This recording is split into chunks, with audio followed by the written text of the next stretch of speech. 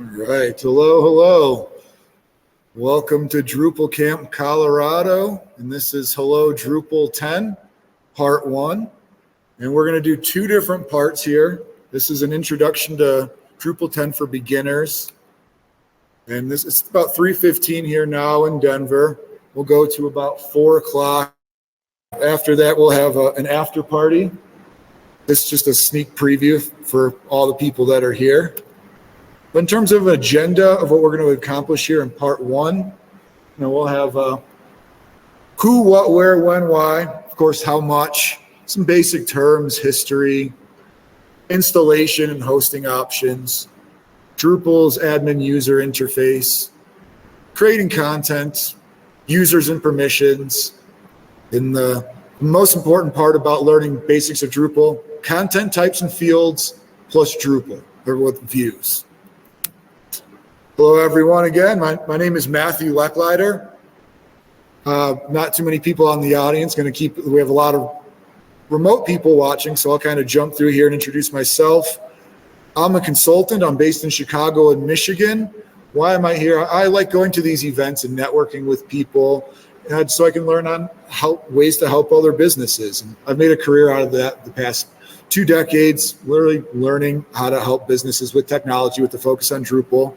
My first Drupal project was back in 2004 when I worked in an internet service provider.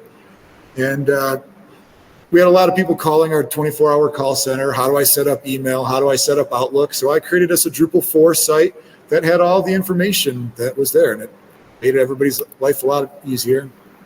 For the remote people, picture of me real quick. On Drupal.org, I'm Slurpee.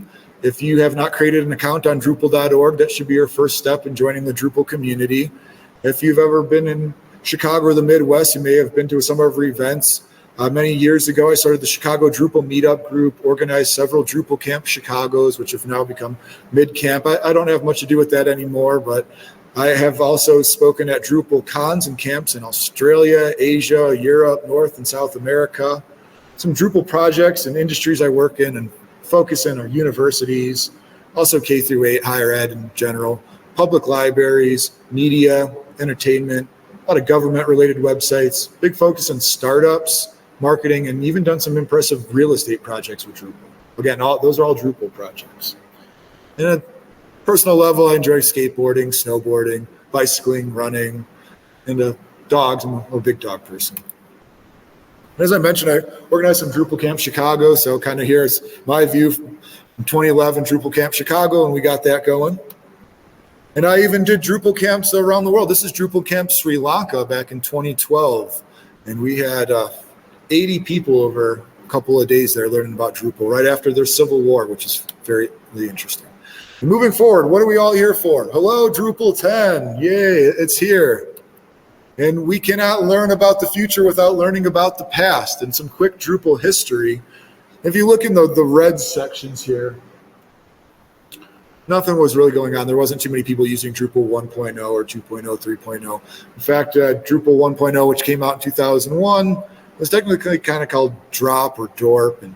But in the yellow, you see Drupal 4, Drupal 5, Drupal 6. That's when it really starts picking up some speed, and a lot of people all over the world start using it. I got involved in Drupal 4.4 and 4.7. And if you notice, these years have some pretty big gaps, 2002 to 2007 to 2008. The green is where the money's at, and a lot of people started doing a lot of interesting things. Drupal 7 is still around. They keep pushing the life of Drupal 7 out even further, and that came out in 2011, and current day is 2023. So there are plenty of Drupal 7 sites out there, and if you're interested, a lot of the projects I'm working on and RFPs I'm bidding on and projects that are up and coming are actually migrating Drupal 7 projects into Drupal 10. It's very common that these sites have been around so long. But look, there's been some other 2011, 2015, 2020. A lot has changed in technology. So you'll notice that Drupal 10, which came out last December, Drupal 11 is scheduled to come out about the same time in 2024, 2025. We're switching to more of a 2-year release cycle, because again, what happens in technology over 5, 6, 7 years? A lot. And when you're not keeping up with the changes, you have to backhaul, and the new versions are backwards compatible. So moving forward, it should be a much more of just an update compared to an upgrade. Drupal? What about WordPress? Now you hear that question a lot. Who created Drupal? A guy named Dries Buyart, and over 1 million other contributors from all over the world are the people who created Drupal. What is it? It's a PHP-based CMS or content management system. When I did these presentations a while back, I had to explain what a CMS was, but most people know what a CMS is. WordPress, big comparison. I see we used to have Joomla in the mix, and it was kind of like, well, WordPress is kind of like Lincoln Logs. You can put together a house really quick. Joomla was kind of like Legos. You can stack some, build a quick castle. But Drupal is like an erector set. You can make it as tall, as wide, and tight as you need it to be. Where did it start and when? Back in 2001, Drupal 1.0 came out, and it was created by Dries at the University of Antwerp. Why? Websites. You probably hear about APIs, databases. How much does Drupal cost? It's free, it's open source, but there are some costs that come along with it. The hosting, the support for the hosting, the servers, Linux, Apache, MySQL. Then, of course, the development for customizations, building out your site. Maybe you need a custom front end, a design converted. Though you'll have to hire developers or a team or vendors to take care of that. So free open source software, but you will pay for some hosting support and development. Some quick terms if you're not familiar with Drupal, but you want to really know what you're doing in Drupal. Node, pages. Nodes are basically pages. Blocks are regions of content. We'll come back to that. Content types and fields we'll come back to as well. WYSIWYG, what you see is what you get. That's that editor you see out when you're creating content and pages. A11Y is becoming more popular, and that stands for accessibility. Accessibility is becoming a big thing in Drupal. The default theme in Drupal these days is accessibility friendly, and people who might be visually impaired, who have a difficult time viewing websites or need to utilize screen readers, it's imperative that you do things like add descriptions and alt tags so that people looking into accessibility and viewing your websites with screen readers can actually see what's going on. If you have a video out there, people with visual impairments can't see that video. So give them a description of what that video is and if it's impartial to marketing. I18N stands for internationalization. You see that a lot in Drupal websites. Drupal 10 out of the box can support multiple languages. It will not do the translations for you. You will still need to find a translation company or have someone translate the content for you. But the management of the multiple language in Drupal works out of the box very well. And if you haven't heard of ChatGPT yet, move into ChatGPT because it can start doing your translations too for you. Term modules are just plugins or add-ons. That's our extra functionality that we throw into Drupal. And the word theme is the front end, the template, but in the world, Drupal world, we call it theme. Decoupled and headless, kind of again, cutting off the theme and not using Drupal's default template theme, which you can still use, or you can use the hot JavaScript framework of the week that's coming out. You might have Next.js or Node, Vue. The fact that Drupal can work with them and that you're not stuck in the Drupal theming system in Drupal 10 is a big win. And difference in decoupled, headless. You can decouple more than the actual theme. You may just want to decouple the theming system, or maybe some microservices for pulling data from the weather or a remote API about financial information. And to keep things light for everybody out there, I like to have some jokes. How many Drupal developers does it take to change a light bulb? None. Software developers don't work on hardware. And we're just keeping it fun and moving along here. And Drupal 10, how do you install Drupal 10? Well, whenever you're going to grab Drupal, you go to Drupal.org. That's the only place you should really download it and grab it. But these days, you don't even really have to download and set up a server. Everything's all about cloud hosting, VPS, virtual private servers, or managed VPS, or managed hosting. And of course, your local development setups, which are your own thing. We still want to set up Linux, Apache, MySQL, whatever you're doing. But even those are turning into packages. You have some options here in the cloud. One of the sponsors here at Drupal Camp Colorado is Acquia. Thank you, Acquia. You may have heard of them. They're an enterprise cloud provider. There are a few others. Pantheon is another big one. They do Drupal and WordPress. Platform SH, another one I recommend checking out. They have more than Drupal, lots of platforms. And then, of course, you can go straight to the cloud of AWS, Google, Azure, whatever you want. You can set up all of these things, but why not take the insider knowledge and save the time of what Acquia, Pantheon platform have done, and just kind of turn the cloud into a turnkey Drupal hosting solution. And there's some ones out there you may have still heard of. DreamHost, Bluehost. If you have a VPS, you want to manage the servers yourself, that's definitely an option. On the local end, if you're building a site, DDev, Doxel, Lando, and a favorite of mine, simply test.me, where you can just go to that website, you literally go in your browser, simply test.me, and you can create temporary Drupal websites for testing. We'll come back to that in a second. Reviewing all of this again, Acquia. Which cloud is it in? It's in AWS. It was founded in 2007 by the founder of Drupal, Dries, and a big time person at AWS, Jay Batson. So it's only natural that they're out on the AWS cloud. And Acquia focuses on enterprise solutions, managed clouds, but not just traditional hosting. They use a lot of Drupal products. They have Acquia Cloud Platform, Acquia Site Factory, where not only will they give you the hosting platform to go in and have Drupal and configure it however you want, they have pre-configured versions of Drupal to already just jump into the site building, content creation. The Acquia DAM is a really popular one. And DAM is not a curse word. DAM stands for Digital Asset Management. You're going to hear a lot about that these days.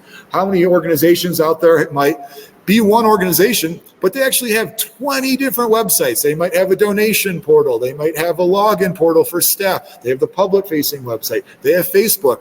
And digital asset management is really about going out and running an audit. What's all out there? A collection of everything. Acquia even has a product that will organize that and makes it very easy to organize. And if you want to use any of these products, you can go to acquia.com, contact sales for a demo, and they'll give you access to these and give you a really nice sales pitch and help you figure out which product is going to be the best for you. If you're here at the Drupal camp, I'm sure if you approach Acquia, they'd be more than happy to talk to you about this. Platform SH, which cloud are they in is an interesting question. They're not in one cloud.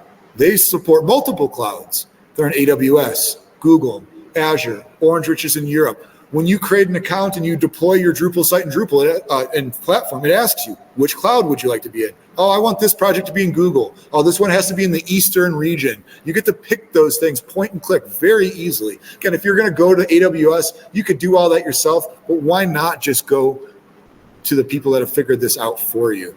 And what platform calls themselves is enterprise fleet management. Again, maybe you're an organization with many 20, 100, thousands of websites. You can manage them all into one cloud platform. These days, if you're going to have 100 assets out there, they're probably not going to be all in Drupal. And that's why our platform is really nice. They support Drupal, WordPress, Magento, Go, custom platforms. Basically, you contact them, they'll support it. And interestingly enough, if you go to Platform SH, you can create a free account for 30 days, and you can create Drupal 10 sites in different clouds. You can create Magento sites. I really recommend it. It's fun. Going back to the simply test.me, again, you can just free temporary websites. They're deleted after 24 hours. You hear that try before buying. How much do Drupal modules cost? They're free, but it's going to take a little bit of time investment to figure out. There might be 2 or 3 modules that are very similar to what you're going to do, and you just want to test it out without putting it into your code repo. Load up simply test.me. Right there, I just wrote Drupal core. So even if you want to just test out Drupal 10, type Drupal core, it'll pop up. You can add more modules. It spins them up, and it's very nice. Pantheon. Again, no one's paying me to do these. I'm not an advertiser, but Pantheon is going to probably be my favorite. If you're a Drupal developer or a site builder, this is going to be one of your new best friends. In terms of clouds, they are only in the Google Cloud. They were founded in 2010 by a couple of big-time Drupal people, Zach Rosen, David Strauss, Josh Koenig, Matt Cheney, all really wonderful, magical people. They're very involved with the Drupal community. And in terms of products and platforms, they only support Drupal and WordPress, but they do Drupal and WordPress web ops, essentially just replacing this network system administrator. If you're using Pantheon, long of the days are waiting on some system administrator to create new environments or clone or run backups for you.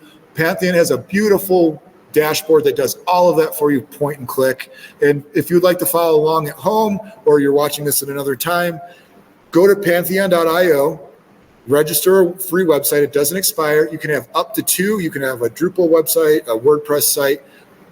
And if you go to pantheon.io and register, it'll look like this. A quick link is just dashboard.pantheon.io/register. Fill out your information, create a free account. And once you do have that free account, this is what your dashboard will look like. You could have multiple sites. You can have multiple teams. Maybe you own a website that's hosted on Pantheon and you hired a new developer. It's as simply as adding them to your team and giving them access, and they have everything they would ever need to do to work on your project. And to move forward, once you have your account in Pantheon, you can click this yellow button, create new site, select Drupal 10, follow the installation steps, and you'll get to a place like this. And you can have your new Pantheon site. It's got to be a unique thing. You can pick which region, but you can't pick which cloud. This is going to be in the Google Cloud, United States, Australia, European Union. And I just call this Drupal 10 Training Denver. You can call it whatever you'd like. And after you do this, it'll take several minutes because it's doing everything out in the cloud, configuring Linux, MySQL, creating the database, downloading Drupal, putting it all out there. And this is, again, the Pantheon dashboard for a newly created Drupal 10 site. It might have some updates right away. The new version of Drupal 10.2 just came out, but there's a lot more. And if you can kind of follow my mouse over here, this left side here is databases and files. If you want to go and download if you already have your site in Pantheon, download the database, download the files, schedule regular backups that happen once a week or once a night. All sorts of information. Right now, by default, Pantheon leaves it into Git. I'm not going to get into how you download and add modules to your Drupal site, but if you know Git, I don't need to explain it. But if you're into the more Drupal 7 old school type and you just want to do FTP, SFTP, use an FTP client, upload files to the server, you can do that in Pantheon. You literally just click this SFTP button. It'll turn off Git, and up here it'll have connection information. And Pantheon provides you an FTP, username, password, IP, port, and everything. So you can go on there and do whatever you want, change the modules, the themes. We're not going to get into that, but just know that the options are there, and Pantheon's doing a really good job of doing that. Once you do have it and you're in your Pantheon site, you can click View Development Site, or you can click Site Admin, and it will bring up your Drupal site for you that they went out and downloaded. And the very first thing when you install Drupal, it wants to know what is your language. And this is, like turning on a computer for the first time. What's your name? What computer language do you want? You want to do a standard installation. Minimal is going to take out so much stuff you're not going to want to do with it. The demo is nice if you'd like to see a site that's already filled out with cooking recipes, but standard is what you're pretty much going to want every single time. Then some site, again, it's like getting a new computer. What is your name? Well, what is your website going to be? And since we're in Colorado and I was creating a new website, and I create a lot of township websites, I just called the site name South Park Township. And if you're interested, there is a South Park Township website. It's not in Colorado. It's actually in Pennsylvania. But if you go to these township websites, they're old, they're outdated, and they're very easy. So just kind of an example, we'll build a quick little South Park Township website. And it will want to know things like, what is the username? Admin is a horrible example. I don't recommend using admin for a security point of view, but for example, admin works. And it wants to know your password and the email address of the website. And so your admin user will have an account, but your website will have an account too. What happens when you send out contact pages or somebody has a notification that comes out from your website? It'll be from that email address. So you can use it all as the same one account. Some people like to have like a general info@South Park Township or contact@info South Park as their main website. Then you can talk about which country are you in, and it will figure out things like time zones, and it can look for updates. But since you're just doing a basic dev site, just United States, Denver, and you can uncheck to check for update stuff. After you've done that, this is what happens when you get to your Drupal 10 site. Hello, Drupal 10. You can get lost as soon as you see this. All right, I've gone to Pantheon. I've installed Drupal. Now what do I do? Well, you have this admin bar at the top. Content, structure, appearance, extend, configuration, people, reports. this is kind of the basis of what we're going to go in. We're going to start with content. Seeing as Drupal is a content management system, we'll start in the content section. And there's not really much there. If we had created some content, it would all be located here. But let's start. Let's create a homepage. We'd click Add Content.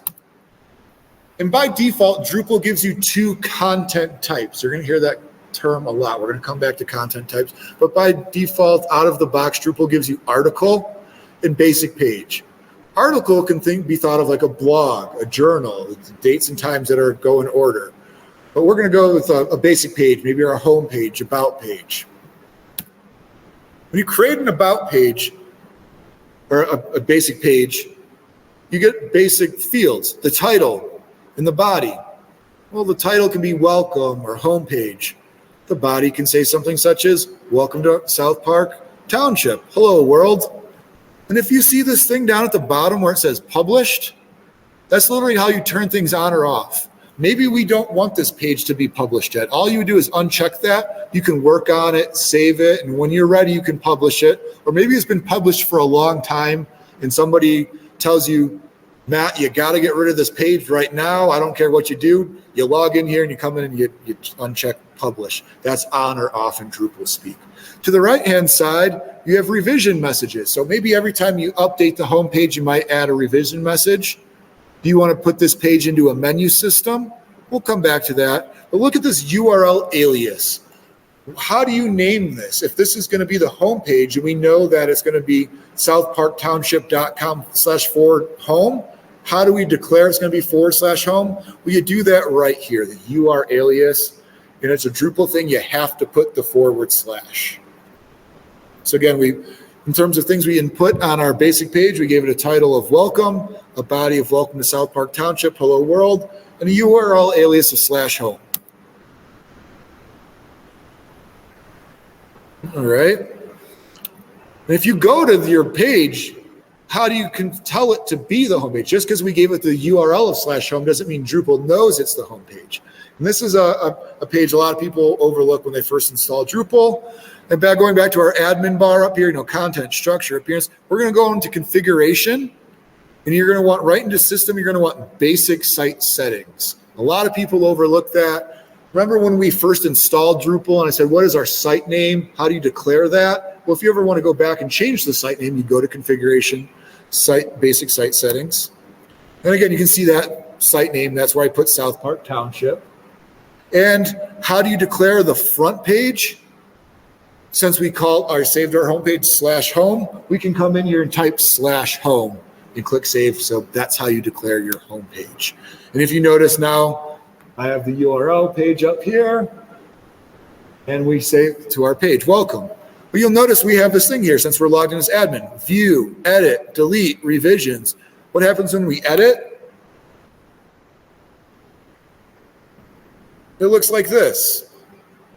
But now I can add things like adding one in my revision message, adding more info to the home page. You can use things in the WYSIWYG editor like bold and add things if you want.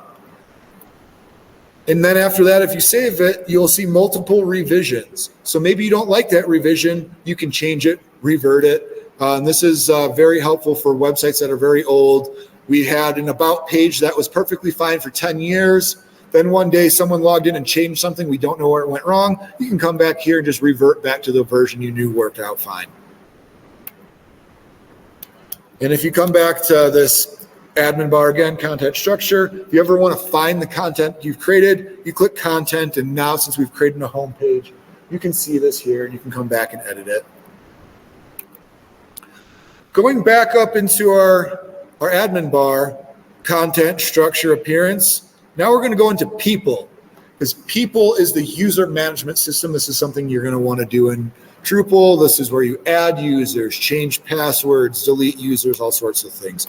So if I use the button for add user, this is what it looks like. Every user needs to have an email address, and they also need to have a username. Can the email address and the username be the same? Yes. In this example, I didn't. I just used ask@me.com, but then the username was this ask_me. You can have special character spaces. It doesn't really matter. That's really going to be up to your system. Maybe you're going to integrate a user management system into this Drupal platform and it can't use spaces or underscores, whatever. That will be your customizations in your Drupal. But, you know, Drupal has this nice built-in password information, but also it asks things about status, blocked or active. And that means, is this user active and blocked, enabled, or disabled? So if there's a user that's been acting up, you don't want them to log in anymore, you can just block them.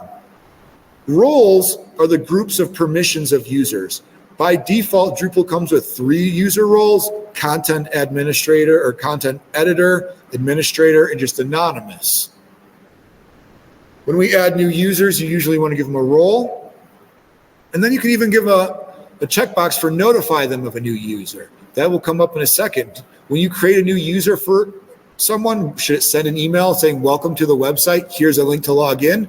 Or do you manually email them and say, hey, Joe, I added your account, here's your username and password, log in and change it.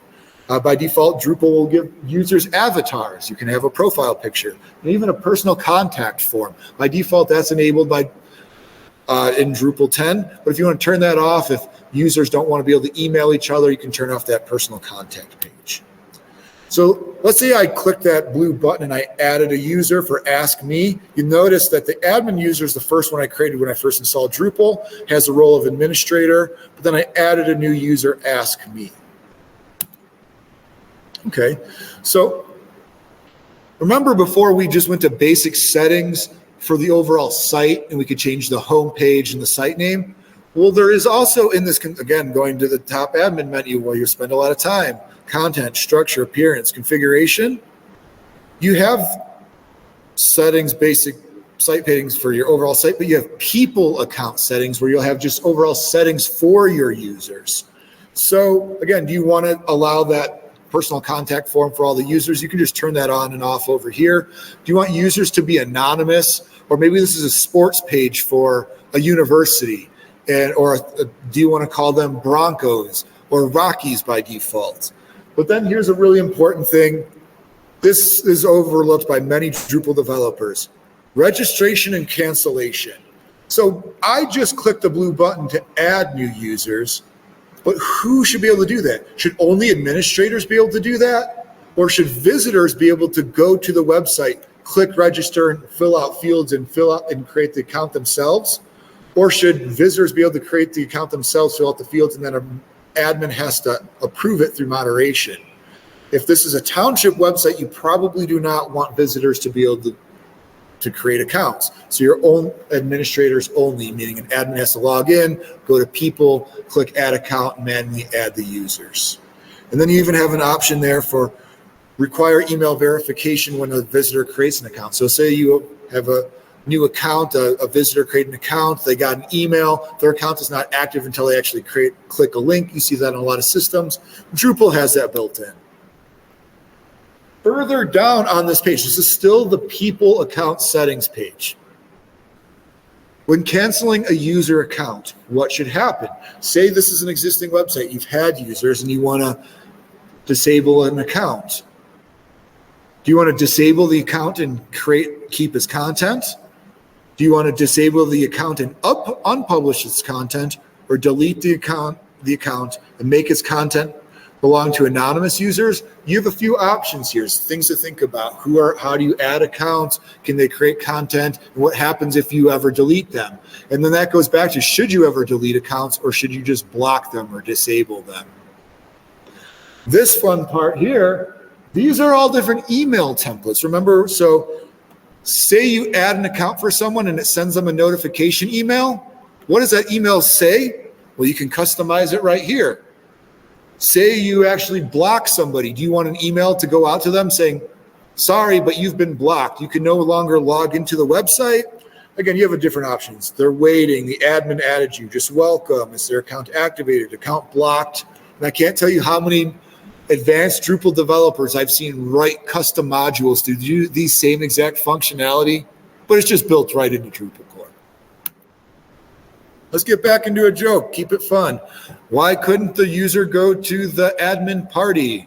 Because they did not have permission. And that leads into just more basic things in Drupal. This is what the permission systems look like. By default, Drupal gives you anonymous users, authenticated users. That's just anybody who logs in.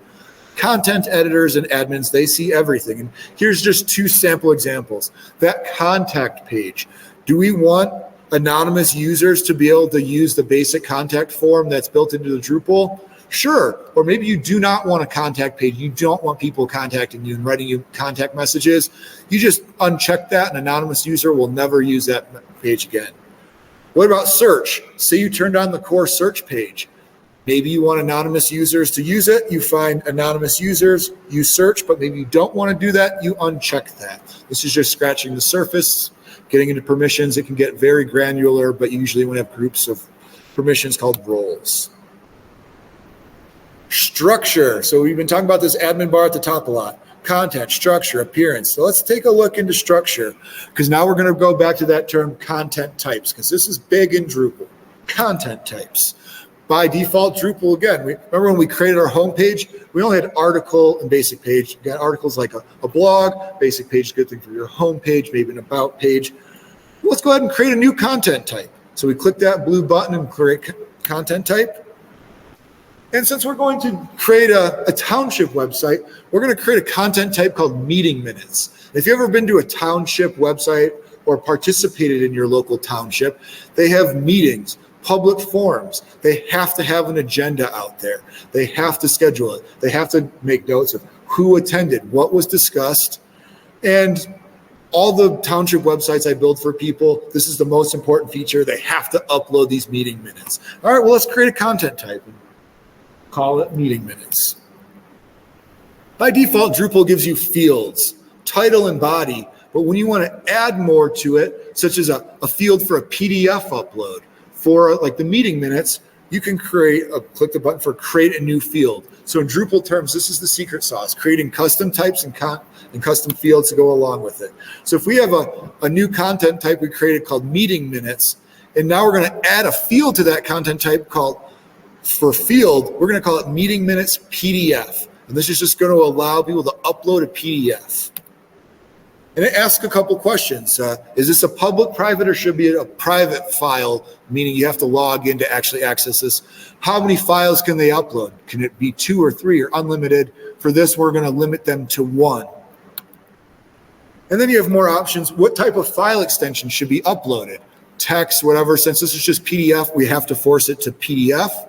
Then you have some options. When the file gets uploaded, should it be renamed so that it's not, just 0001.pdf so you can find it later? You can have max file size uploads and much more.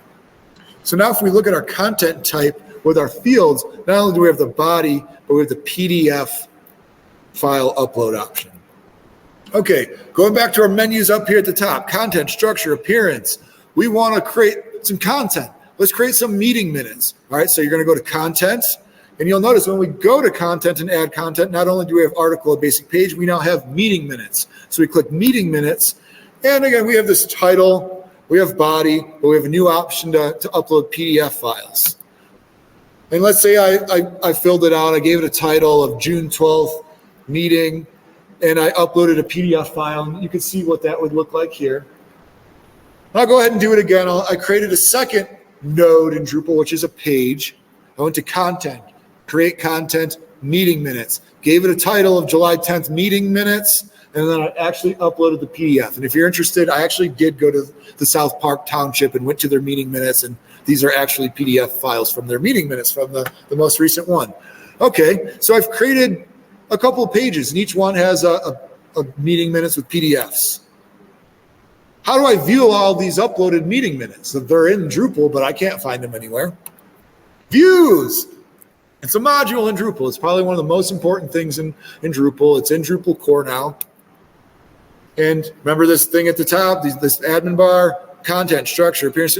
We're going to go back into structure, and all the way at the bottom, there's a thing called views. And in Drupal core now, a lot of things are views. When we were looking at that list of people, that was actually a view. We were looking at, there's all sorts of things, but you can come back to that and you can customize them. But right now we're going to add a view. When we click add view, it gives you a couple options. at the beginning, what is the view name? We're going to call it meeting minutes. And what do we want to view? Well, we want to view content of type meeting minutes sorted by newest first. And say you had, a recipe website and you'd have a show content of recipes, but no, this is for our meeting minutes. And not only did we create a view to list this information, we're going to create a page to show it to all of us. So all you do is check off that checkbox for create page, which should be the title page, and then the path, the actual URL, southparktownship.com/meeting minutes. And also on this add view page, it not only lets you create a page, but it lets you create what's called a block. And we'll get into that a little bit more, but as a snippet, rather than a whole page, you could have the meeting minutes as a little piece of information that you can put on top of, such as maybe the front page. So you can see the newest meeting minutes on the front page. So we create the view, we added it, and this is what views looks like. There is a lot here. It's very daunting to new users, but once you get to know it, it becomes one of your new best friends. If you've ever worked with databases, you know what SQL is, structured query language, and you've written things like select everything where from. Views is a visual point and click SQL builder. So you don't have to write out your queries. You can literally point and click your things like show me all of the content type of meeting minutes and display the PDFs. And if you ever do this, since I have an overall view for meeting minutes, you'll notice I have a page and I have a block. If you make changes down here, this is only going to be made to your page. When you're on the block settings, these things will only be edited for your block. Okay, so now view page for a specific meeting. This is what it looks like.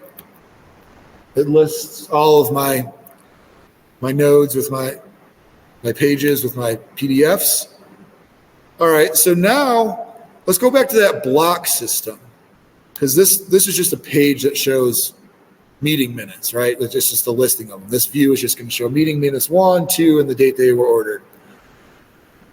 But now we can get into the structure. We can go into block layout. This is a very important thing in Drupal to learn. When you go into structure block layout, you'll see these different header, primary menu, and places where there's a button where you can place block, place pieces of information onto the page. And how do you define where they are? This is an example of what this specific theme block regions are. You have your highlighted, your breadcrumbs, your primary menu, your sidebar, your footer at the bottom. So let's say, remember we created that home page and then we created a view block of our newest meeting minutes. Let's say we want to put those meeting minutes, the newest, in the sidebar on the home page. All right, well, we come back to the block layout. We find that block region for sidebar and click the button for place block. And this menu will pop up and you can type in meeting minutes because we created that block, and we'll find our meeting minutes view. And you click place block.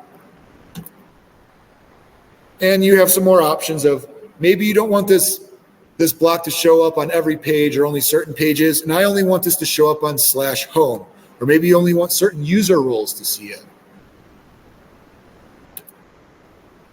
Kind of a gotcha in Drupal. After you click place block and you find the block and place it, don't forget to click save blocks after you've done this so that your block will actually appear. And now here we are at our home page. Welcome to South Park Township with our meeting minutes view block displaying the newest meeting minutes in the right-hand side. Does that make sense? So a lot of verbiage here. We can view our home page with our meeting minutes view block in the sidebar block region. Views is Drupal's biggest asset. If you think in terms of input and output, content types and fields, that's how you structure your input in Drupal. And then the output is views. How do you display and get all that information out of it? And this part one of this presentation in review, what did we kind of talk about? Well, we talked about hello Drupal, who, what, where, when, why, how much. Does anybody remember how much Drupal costs? Drupal is $0, it's free, but it's going to cost you some time in hosting, support, development, customizations. We went over some basic history terms. Drupal 1, 2001. Installation and hosting, Acquia, Platform, Pantheon, Simply Test Me, Drupal's admin user face, that thing at the top, content, structure, people. You're going to go through all of those a lot. Creating content. We created a basic page. We created a home page. We edited the content. We made it appear with the basic site page settings on the front page. Users and permissions. We add, they call them people in Drupal, but they're users. We added users. You can change passwords, the permissions, the groups.